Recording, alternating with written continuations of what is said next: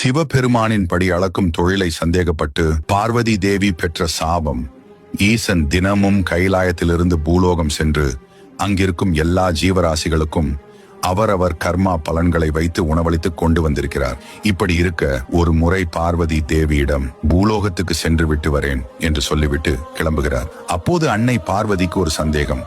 சிவபெருமானால் எப்படி எல்லா உயிர்களுக்கும் உணவளிக்க முடியும் என்று சிந்தித்து ஈசனையே சோதிக்க நினைத்த தேவி பூலோகத்திலிருந்து ஒரு எறும்பை பிடித்து காற்று கூட உள்ளே நுழையாத ஒரு பானையில் அடைத்து வைக்கிறார்.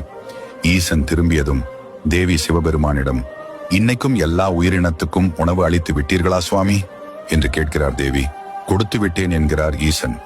ஆனால் பார்வதி தேவி, நீங்கள் சொல்வது தவறு. நீங்கள் ஒரு உயிரினத்துக்கு உணவு அளிக்கவில்லை. அது இந்நேரம் இறந்து கூட போயிருக்கும் என்று ஒளித்து வைத்த எறும்பை எடுத்து காட்டுகிறார். ஆனால் அந்த எறும்பின் வாயிலும் ஒரு அரிசி பருக்கை இருந்துள்ளது. காற்று கூட உள்ளே நுழையாத சிறு பானையில் இருக்கும் எறும்புக்கு கூட கருணையுடன் உணவளித்துள்ளார் ஈசன் என்று ஆச்சரியம் அடைகிறார் தேவி. தன் மீது சந்தேகப்பட்ட காரணத்தால் பார்வதி தேவி தப்பை உணரும் வகையில் காட்டுப்பேச்சியாக போ என்று சாபம் அளித்துள்ளார் ஈசன். இந்த காட்டுப்பேச்சு அவதாரத்தில் பிறந்தவர்தான் ஈசனின்